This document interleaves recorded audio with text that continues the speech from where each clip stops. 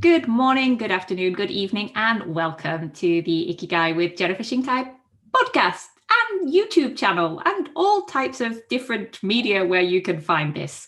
And I'm very, very excited today to have my wonderful guest, one of my first bosses that I worked for in Japan from long time ago. I'm really glad he left because I got to get his job. It's the wonderful Dr. David Sweet. So I'm going to read David's bio to you now. Let me find it on my page because it's quite multifaceted and I want to make sure I get this all. So Dr. David Sweet is an author, poet, entrepreneur, executive coach, and runaholic. In the Sweet Success series, his books include, books plural, please note, Sweet Success, Sweet Sales, and Recruit with an exclamation mark. Exclamation point. Yes. And his poetry, so he's not just writing business books, include Pop Rocks and Split Infinity Forward. He lives in Tokyo with his wife, sons, fish, I'm going to pronounce as David does, ukuleles, and a wide collection of running shoes. And we have recently reconnected very strongly through our shared love of Shakespeare. And every other Saturday morning, David is running an amazing Shakespeare reading group called Shakespeare on Saturdays. Shakespeare? What's it called? Anyway, something. Shakespeare's. Yeah. Sure, Shakespeare. Although it's Friday for our friends in the US, Saturday for us in Japan.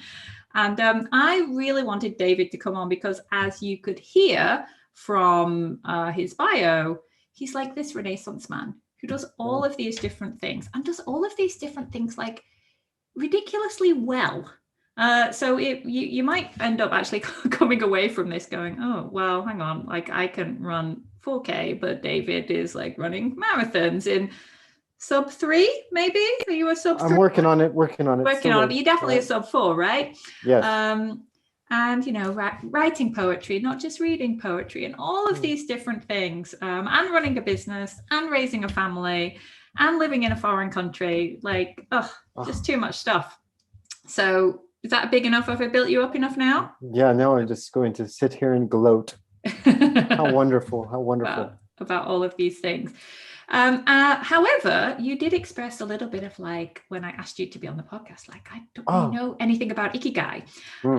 But from your understanding of what Ikigai is, what is your Ikigai, Dr. David Sweet? Oh, so my Ikigai, I was asking my wife what Ikigai was before we started so that I made sure I understood it. And she said, so Ikigai it's your passion. So that's what gets you going in the morning, really. I said, well, it's you, dear. And she's like, that's the right answer. So officially, that is my Ikigai, Jen. And that's my answer, and I'm going to stick to it. Right. That's great. And your wife is Japanese, right? She's Japanese. We've been married 25 years this year. And we met 8 years prior to that. We met in Germany at a castle. And I stalked her all day, and then getting finally a bit less romantic, but go on. Get less romantic, and then I talked to her for about 10 minutes before we got back on the tour bus. We exchanged addresses. Oh wow! Got on the tour bus and lost my camera, or it was stolen or whatever. But when I got back to the U.S., I wrote her and said, "Would you send me some pictures?" And she did, and we wrote letters back and forth for 8 years. My goodness, and then that is romantic. After 8 years, I came to Japan for a couple of weeks. We fell in love, and the next year she moved to the U.S. and we got married. Wow! And so 25 years later, here I am still. Right.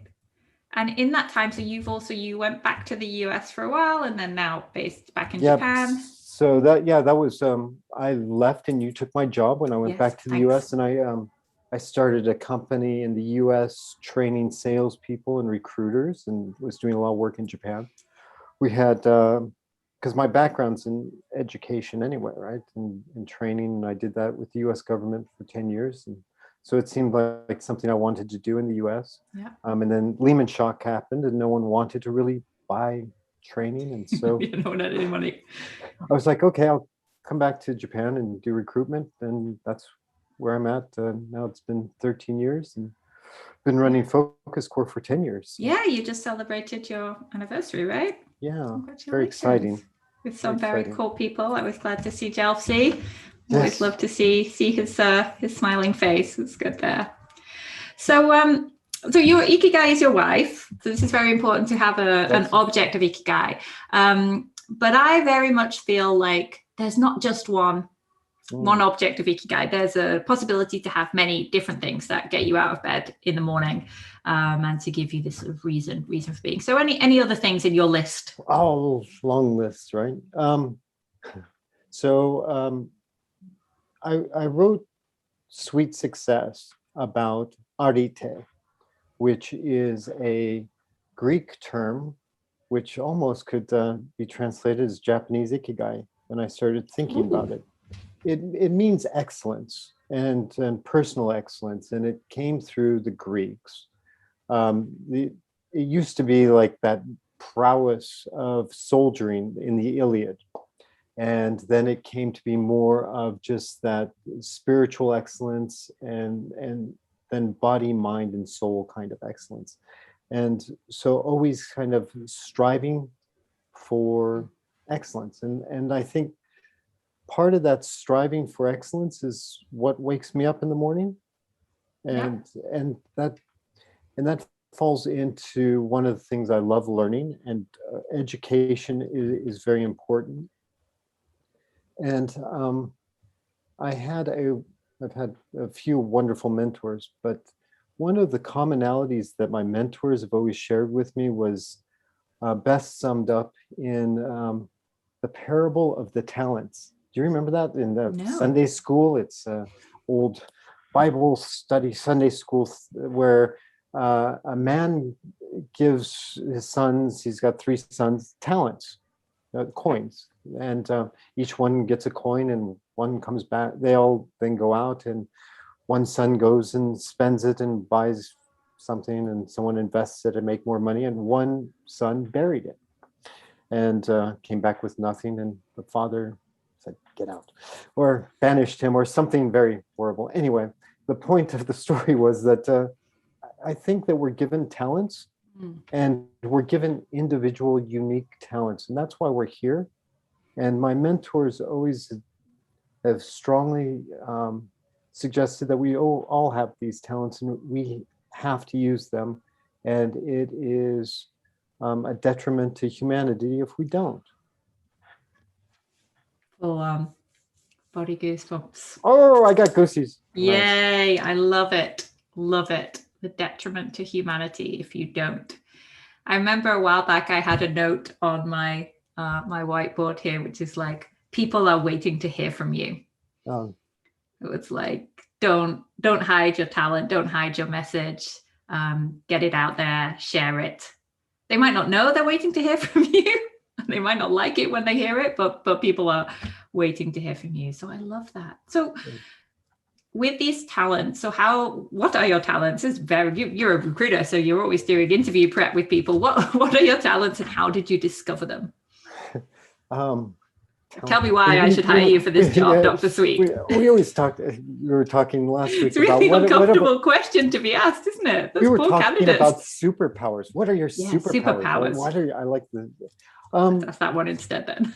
But I do think teaching is one of my talents. That's one of the things that I'm passionate about. I love doing it, and that includes myself, and that's the challenge of learning and then teaching others, and there's just a great joy in it. So I think that's probably my biggest talent. Yeah. And no matter, I've had a lot of jobs, and they still are around teaching. So to me, when I do recruitment, to me, it's still about going out and teaching with a client and a candidate.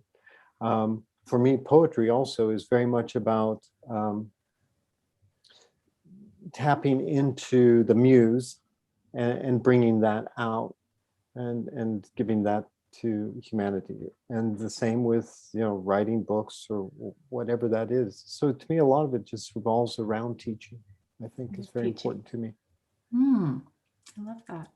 And was there you mentioned in like the prep document, right? Like it was a gradual kind of awakening like understanding this. Are there any points in your life where you feel like you had an aha, or this is the point where I feel like I can say clearly about, obviously we had the wife Ikigai, we know that, but around the teaching Ikigai, like where did that maybe start to crystallize that you were able to express it?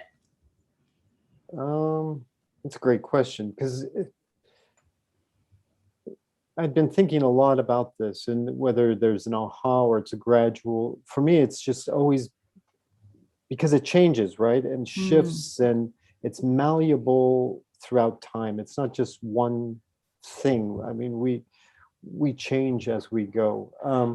Are there ahas I've had? Some, but it's just, you just kind of know where you're in the right place, or you're in flow, and you just feel it going. That's more of what I feel. And sometimes I'm not in flow and things just feel off, and I know that's okay too.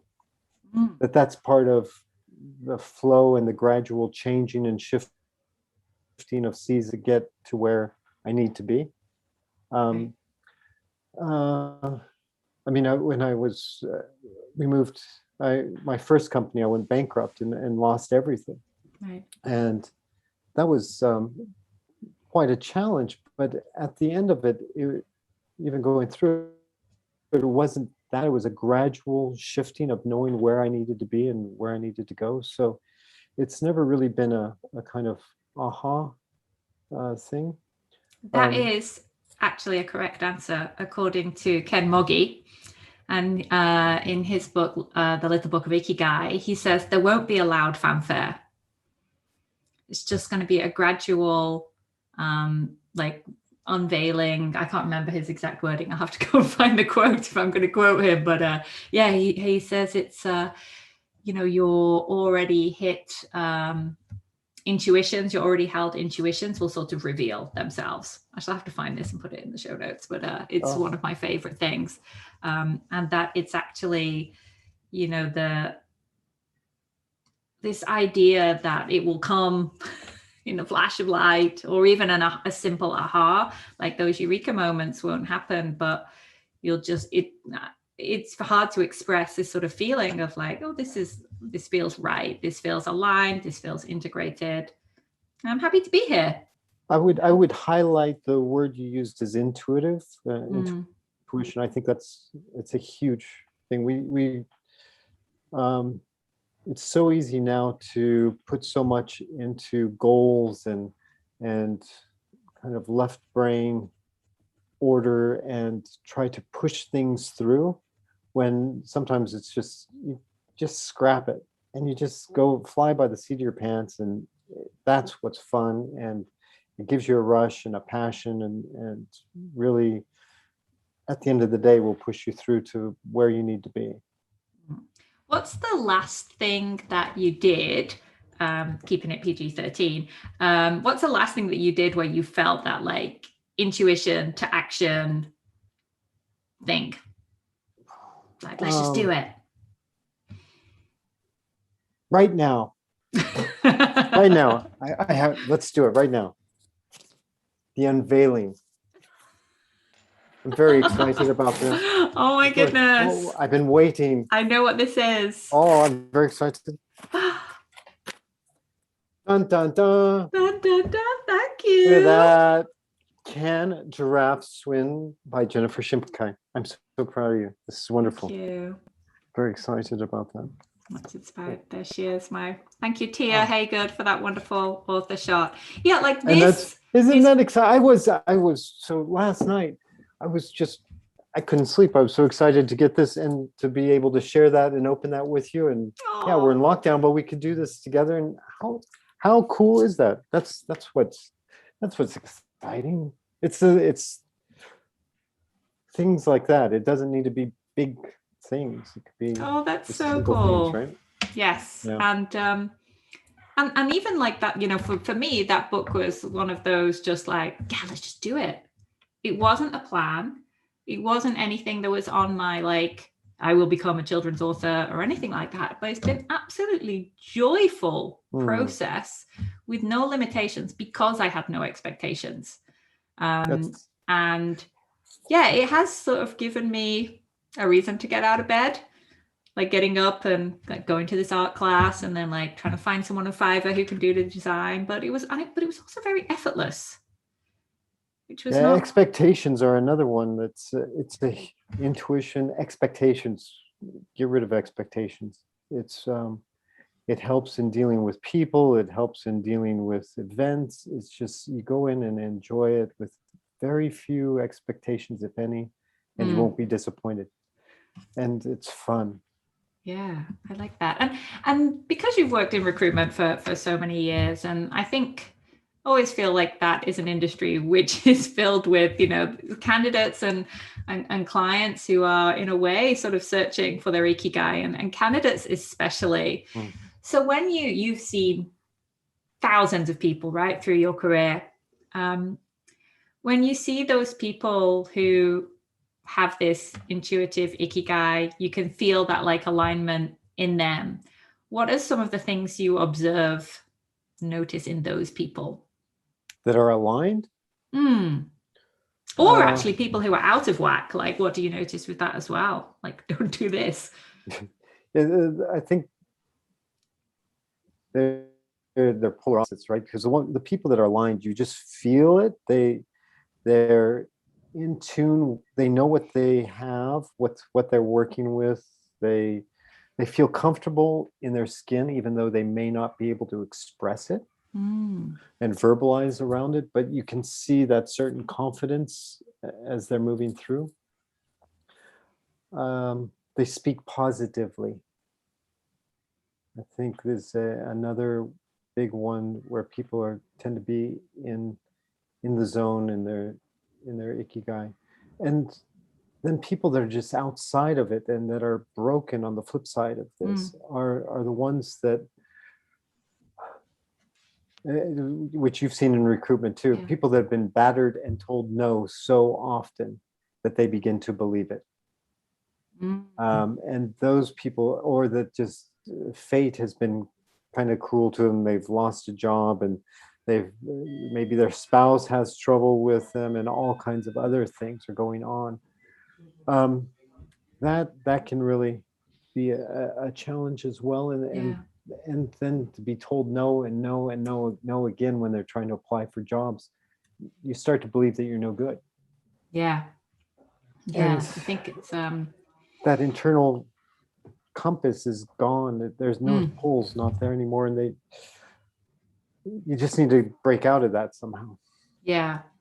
And I think maybe there's something about in the recruitment industry, not necessarily in the recruitment industry, but in the process itself of recruitment, but in the recruitment industry, because of how kind of people come to use a recruiter, is you tend not to meet people who are very happy, right?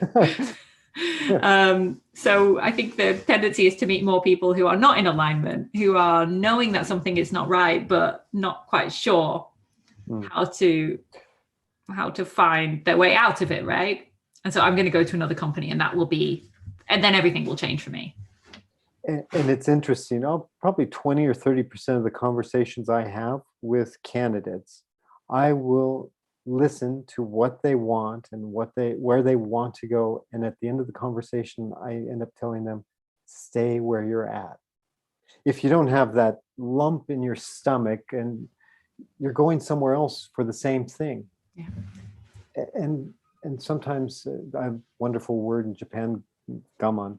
Sometimes people just need to gammon through, and how would you define gammon? What's your working have some definition? Patience. Be patient, because things will change soon as well. And as soon as they change, then you might find out the boss you hate, they don't like their job either, and they're actually the ones that are going to leave, and you're going to be their boss, right? Yeah. It could be all kinds of things, but oftentimes if people just hang out and are patient a little bit, it'll shift. Yeah. Well, there's some stuff I'm writing in the book about job crafting, like the importance of doing the task crafting and the relationship crafting and the cognitive crafting. And sometimes you can actually save the relationship with this organization just by shifting some of those things. But you really have to do that internal work yourself, going, what is it I want out of this, and what do I want it to look like, and then find out ways to make it happen. But I feel like there's quite a lot of, I know I'm not happy, but I don't know what I want it to look like. So even the best manager in the world can't really help you with that. And of course, not even at work, like in a relationship as well. Like, I know I'm not happy in this relationship, but I don't quite know what I want it to look like. I can't express that. Then, yeah. That's, I mean, we do coaching, right? And we come up against clients that they don't know what they want, and we try to question and help them clarify a pathway. But one of the things is, it's like driving in the fog, and you don't need to see the whole map. Yeah. You only need to turn the lights on and see a little bit further, and know that for right now, that's fine, and that the fog will lift at some point, and just keep going. But today it might be only going a little bit further. And if you can see that, I think sometimes people get stranded when asking why. And that's very popular. We need to have our whys. We need to have a big why, and to be able to do something great. And I find that it's more a challenge to be who you need to be. I'm more in who to instead of how to or why to. I think being a person and building character and building a persona is much more important than following steps or having a reason to do something. Tell me a bit more about that. Discuss. Throughout history, it's been very popular to build up characters. We do Shakespeare. I mean, we read about characters, and that's who we are, and we build this up throughout time. And that's more important to me. Like when I'm hiring someone, I'm looking at who, because I can train the skills. Yeah. I can train the what. And if I can excite them, I can give them the why. But I need to have a who. And so I had a wonderful mentor who said, who you are to be, you are now being. You are to be, you are now being. Which is pretty profound. You build this character in your mind, and then you step into that persona. And or you might say, we fake it until we make it. That's yes. That's it. Let's get less philosophical. You fake it until you make it. You just kind of go and do that. I think that's part of it. But someone also shared something, like the things that you're spending time on now is the who you're going to become in 5 years. It was something, it was also more nicely worded than that. But that, again, the idea of what you spend your time on is, where your energy goes is what you do. So on that, for you, I described you as this Renaissance man character, which I think is, everyone's got to be happy with that. I know, it's just great title. So if you think about, I'm going back to our discussion of cloaks from Henry V, where we were talking on Saturday. Brilliant. Were these different layers, interests, objects of Ikigai, when you gathered them together, was it intentional, intuitive, or just, I'm going to go for a run, or I quite like running, let's run some more? How did all these different things, because you weren't always a runner, right? You weren't a runner when I first met you. I was a big fat guy. Yeah. I was very, very overweight, and we decided that we were going, salespeople were healthy people. The best salespeople were healthy people. So we went out and got healthy. I have, as you've met on our Shakespeare Saturdays, a very unique and wonderful mom who self-love today. She did some wonderful, detrimental things. Your parents should definitely screw up your kids. It's wonderful. But one of the key things growing up was that you should try a lot of things. Keep as many doors open and try a lot of stuff. It was never about you have to finish what you start. It was a matter of going and trying and find what you like, and then what you like will stay with you. Mm. So going through life, like reading was something very early on that stuck with me. Writing very early on stuck with me. Writing poetry from 14, 15 stuck with me. Sports did not stick with me. I mean, field day was plague day at my school, and they have those baby shit green. Is this going to be edited?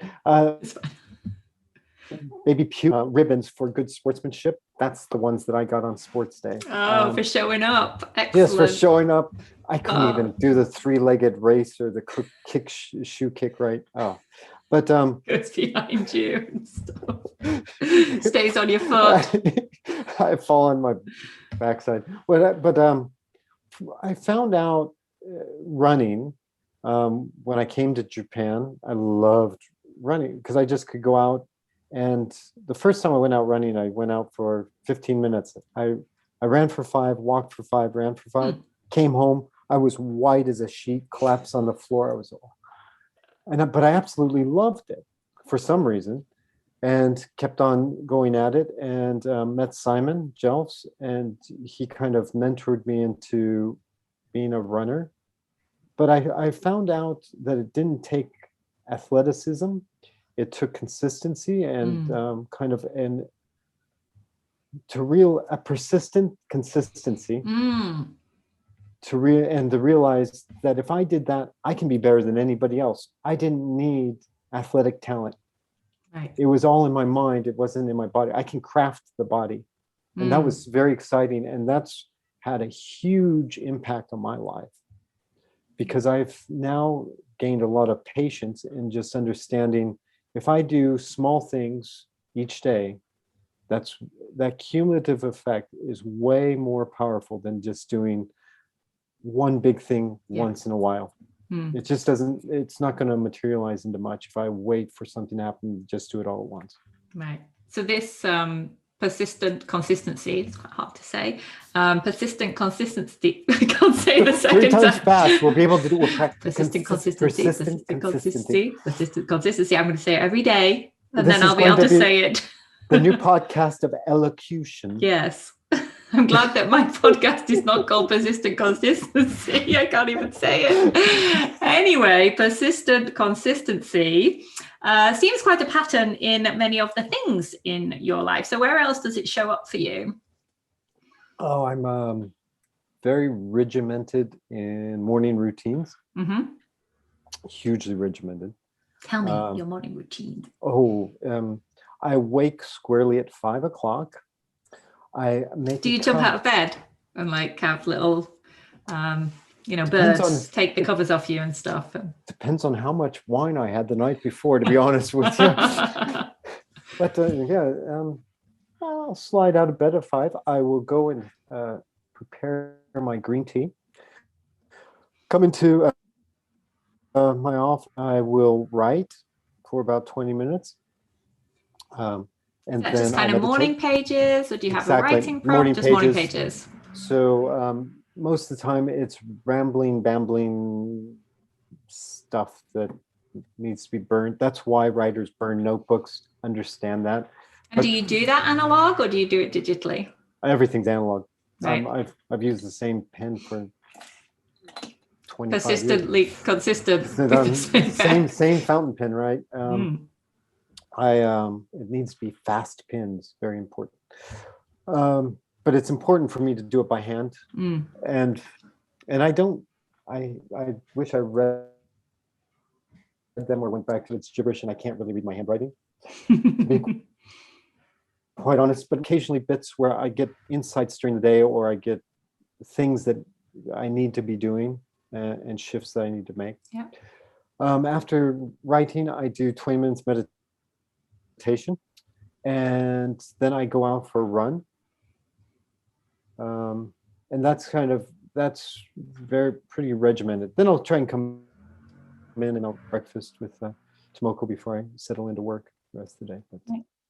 And so your morning routine is from like 5 till 8. 8. Wow. So it's a good 3 hours in there. So I got 3 hours. of myself. Yeah. But And I what time think do you go to having, bed to get up at 5? before I want to be asleep before 11. Mm, I need 5-6 hours. great. But I think having kids did that. I mean, having going to bed a lot earlier. It's well, certainly easier no, with getting up COVID. early. Oh, getting up early. Well, that was quiet time, right Yes. before the kids need to go to school and Yeah. all hell break loose. Yeah. Yeah, it's definitely my days have shifted. And now just Land of the Rising Sun is getting into that season where I'm starting to wake up at 4:30. It's coming soon. I'm like, I just need to start getting up at that time instead of on the old Facebook and so on. Oh, you don't want to do that. No, don't want to do that. And if any of your listeners want to succeed, the one thing that they can do is break all snooze buttons. Snooze buttons are evil. They're the most evil thing that humans have created. Well, it's one of them. That and the atomic bomb. That and snooze buttons. Probably the people that created the atomic bomb had snooze buttons.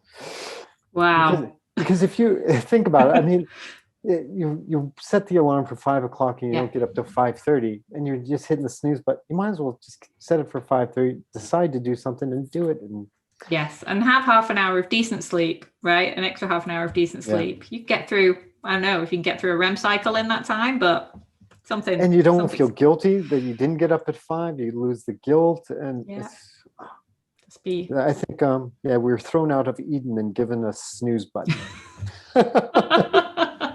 I love it. Awesome. I had another question. I forgot why. We talked about your morning routine. Oh, yes, you did say one thing which intrigued me in your pre-show notes, which I said, what's been difficult about integrating your Ikigai? And you wrote, doing laundry in hotels. Could you tell me about this answer? Or were you just seeing if I was reading your notes?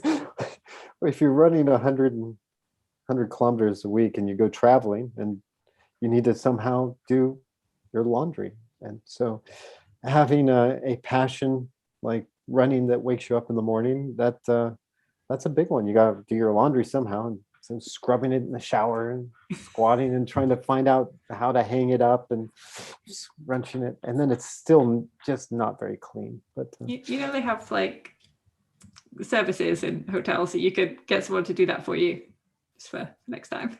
Yeah, but I mean, I'm going to run again the next day and it's sweaty and, you want it back. You don't need it ironed or pressed. You just need it kind of clean. You're just going to go out and stink it up again anyway. So. That's true. So that's the harsh reality. So you running, need to find, you need to find these things that make you feel icky, that are also matching with your lifestyle. Yes. Right. To have the resources there to enable it. That's good to know. Or be ingenious enough to figure out how to get around it and do it. Yeah. You've also talked a little bit, David, about like different mentors in your life. And one thing which is coming through from several of the interviews, and I'm having such a great time at the moment because I'm going back through all the transcripts and working with my editor, which is amazing. And there's a lot of things about who's in your corner. No one's used the word mentor yet, but talked about like sort of key people. So who are some of these people who've been for you? Who are the people who have helped you to do this integration of your Ikigai, to change it from just being like, oh, I have this talent, but I'm actually going to use it? Cheerleaders or whoever. I've had 4 very strong ones in my life. We've already touched upon my mom. Yes. I think that was huge. She would do things like, I remember in 4th grade, she came into my bedroom, waking me up, said, David, wake up. Do you want to go to school today or do you want to go see Fantasia?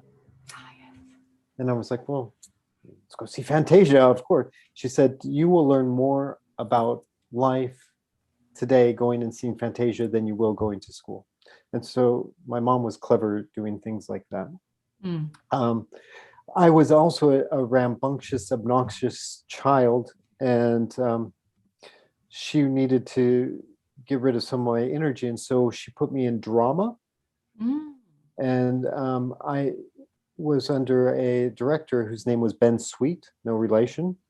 And it was a different Dr. Sweet. And for 10 years, he was a very strong leader in my life as far as teaching me acting, which all the skills that I teach for salespeople, a lot of those come from him, from that stage career.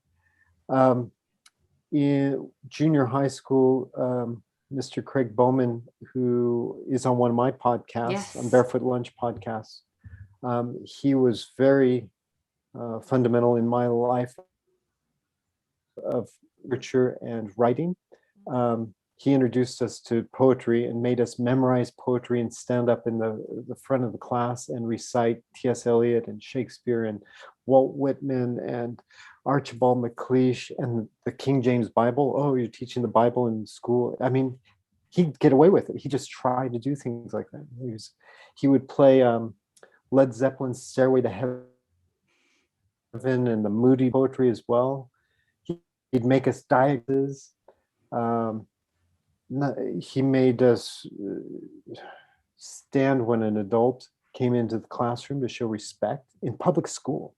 That just didn't happen in kind of in our neighborhood. And then another early mentor was a gentleman named Bill Bost, who was a mentor for a very long time. My first experience with him was when I went back to school.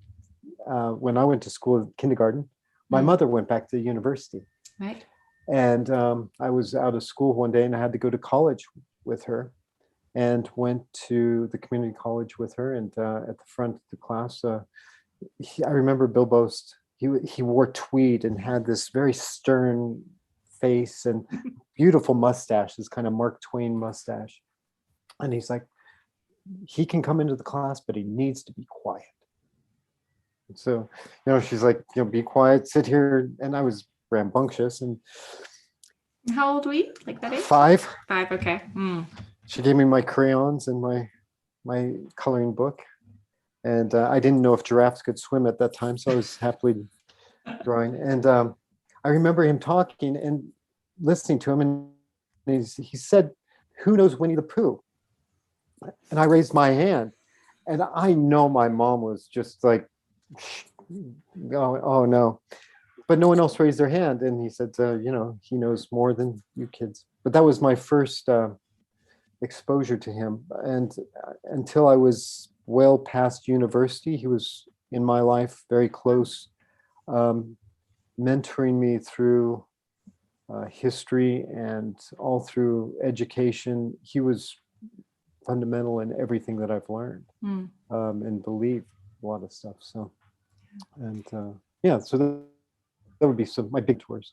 Yeah, there's an interesting one or two of the questions in this Ikigai 9 sort of tracking scale is talking about, I feel like I have impact on other people, or that, what I do is affecting the world. And I think, that's the role that a mentor can have. But how about for you? Where are the ways where you see that you are having impact?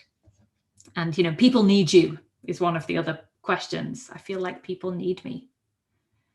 That's a tough one, right?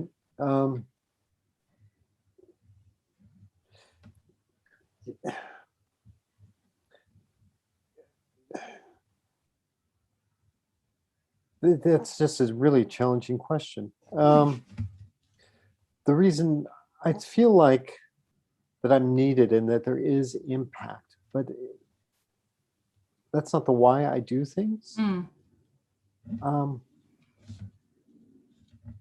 I want to go and serve and be useful and help people. Now, I keep on thinking the big picture. When you're dead, will anybody remember you, or will that impact be there? And like, I don't know. It's not why I wake up in the morning. It's not that important that I've become like famous or important in someone's life. But it's important to me that when I meet with a candidate or a client, that I'm helpful. or when I'm with my staff, I try to help and guide them as best as I can so that they don't need me. So that's I thank you. I'm glad that you struggled with that question. It's a really difficult one and interesting, but because it gives me an opportunity to say that you have had a huge impact in my life. And especially in with the Shakespeare. Like, I've told you this already, but I'm glad to put it out here. I think you've brought together like this wonderful group of humans doing something really interesting. It's brought me back to something I haven't looked at for years that used to bring me so much joy. And then just to be able to, basically I spout ill-informed nonsense every Saturday morning for 90 minutes with lovely people. There's no ego. And it's just a really great time. And although I always complain like, oh, I hate the histories or these sonnets are rubbish, it's really become a very like integral part of like my routines. So, and I feel like all the other members, the active members, would say the same thing. So I wonder if this this idea of having impact, I wonder if maybe we often don't know it until someone tells us. Like now you've had an impact, and that's maybe not why you've done it, but now I've told you, you can go, oh yeah, I've had an impact on, like, people need me to show up for this thing. Because there was nothing to stop us from making a Shakespeare group for any of us on our own, but we didn't. Yeah, I mean, you have an impact in every morning that you show up and you give us your insights and brilliance and spout the nonsense, which just is always very enlightening. I think when you receive that kind of feedback, personally, I feel almost uncomfortable. Yeah, I thought really, and I think that's we're taught to almost worry about our ego in that way, and it's like I think if you did it for ego, then it comes off poorly. It comes off like one of those infomercials that we just scroll through so quickly on Facebook, right? And it just feels like that's ego instead of really someone trying to assist and guide. Yeah. And I'd love to have impact on people's lives in a positive way, but I'm not. And I'd love to have Steve Jobs' dent in the universe, but that's not my calling, I don't think. Yeah. Yeah, well, I also don't think that it needs to be like Steve Jobs level as well. But the particular ones in the Ikigai 9 I'm thinking about are I feel I'm contributing to someone or society. I think that my existence is needed by something or someone, and I believe that I have impact on someone.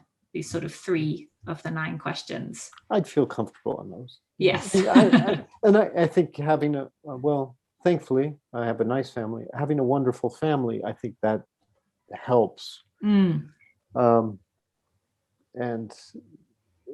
that translates into work, and then being able to bring that into work. But in some ways, I think the flip side of that is also important, that you need to go into, say, the office and really look to serve people. Yeah. And it's not about making an impact, but helping other people be better than they are and be who they need to be and to thrive. I think that's important. Yeah. And I feel like that just comes through. I know that the recruitment industry gets a pretty short shrift in many places, but I just think it's magic what happens in recruitment. Right? Yeah, I think every industry's got some one or two bad eggs that make the whole basket look pretty grim. But the people I know in recruitment are some very caring, well-spoken, intelligent people throughout the world, not just in Japan. Yeah. And there are some, hard salespeople too.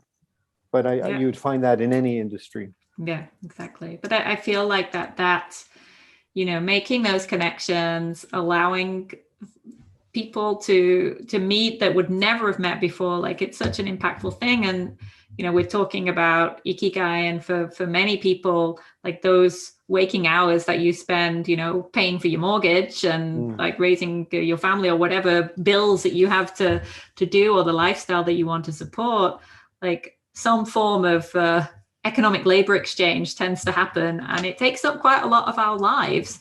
So for those of us who are not, independently wealthy, that if you can have that job being part of those things that makes you happy, or where you're learning, or where you're having impact, or Dr. Hasegawa calls it an individual's consciousness as a motive to live, which I love, and feeling that my work is giving me some of that. It's just like such a gift. So I think being part of allowing that to happen, it's really special. It's one of my pet peeves is the terminology work-life balance. I hate the term work-life balance. Yes. Because I think that's a misnomer. I think you have life. Yes. So some of it you might be going to a job, some of it you might be home, but it's all life. What are you doing with this life? I was reading about Stoicism this morning, and the cousin of Gammon. I don't know that. What's it? I don't know if it is. I've just no. check. And part of it was this thought that we've brought from the Roman world is basically the Stoic idea that we save the best part of ourselves from after 5 o'clock, from the 9 to 5 mentality. We come into work, we do our work, but our Stoic self is really the weekend warrior, the vibe where we get to be our true selves. And it's like, I find that very dangerous. I just think that we need to be able to be our true selves at work as well. And if not, then it's imperative to, again, going back to humanity, that you change it. Yeah. Whether where you're at, and some people financially are not in a place that they can shift it, but can they find ways that it makes it bearable, and their creativity is there, and their talents are given at work. Yeah. Not hidden in the buried. Yes. Don't bury those talents. Yeah. Yeah. Yes, it's very true. And I think that, last time I checked, my pulse was still going when I was at work. And it's just when you work with people who are really having a great time, it's amazing. It's blast. It's an amazing feeling. Like, I remember some of those days at Wall Street. Like, it was just so much fun. And that's Wall Street Associates, not on Wall Street, by the way. I was not a... it was a great name. It's a beautiful name for yes. doing cold calls, which they don't actually, like that about Wall Street people. Associates has a part in the creation of Can Giraffe Swim. Really? Because my Wall Street Associates cup is my water for my paintbrush cup. That's how I use it. That's brilliant. Because I couldn't throw it away. No. And so I've been using that one, and my N-World cup as well. So there you go. And I just remember, there you go. So it's who knew all these parts of my life would come together in this mysterious way. So David, we're nearly out of time. Great. But if you had a message, a call to arms, a rousing speech to give to the troops as they do Shakespearean soliloquy. My Caspian, your stage, Crispian Day. Crispian Day speech, Henry V there. Yeah, I'm going to say this, and I'm not going to screw it up. Persistent consistency. How's that? Very nicely. Did I get away with that? I said it correctly. Yeah. Persistent, consistent. Yeah. You did it. I did it the first time. That's what I would say. Yeah. Because I think you wake up in the morning and get on to what you need to do, and the world comes at you, and you find ways to surf that world. It reminds me of a wonderful analogy: white water rafting. You go out on. Why would you want to go out white water rafting on calm water? No one wants to do that, right? That's why you go out white water rafting, to have the white water. And I think life, we feel like, oh, I'm being challenged, or it's too hard. Well, sure it is. That's life. That's the part of the joy of it. It's whitewater rafting. There's a whitewater rafting. Go There you out go. and buy a tube. Awesome. And so if anyone wants to get in touch with you, where can they reach you? At drdavidsweet.com is probably the easiest one. Such a YouTuber in the show notes down below. Yeah, so I have YouTube channels and Facebook and Twitters and Instagrams, and then you can find me at Focus Core as well. Wonderful. Well, thank you very much, Renaissance Man, for sharing. Thank you, your you wonderful tips. I'm the predecessor. You're my Successor. You're my wonderful Usurper. successor. Because you did the job so much better than I did. That's what's you had created all the foundations. So I was there. I was the Henry V to your Henry IV, but hopefully less evil. Definitely. Yeah, hang on. I want to be careful how far I go with this. I'm wondering who's Richard II. Yes. Anyway, so thank you everyone for listening. I hope you took a lot away from this, especially persistent consistency and the importance of a 3-hour morning routine. But even if you just start with 3 minutes, remember that the snooze button is the pure sign of all evil. Just start little things and do them often and see what comes up for you. And to make this, there's no work-life balance. There's just a beautiful life that you can create for yourself. So thank you so much, David. It was an absolute pleasure. And I will see you in 2 weeks. Bye. Bye.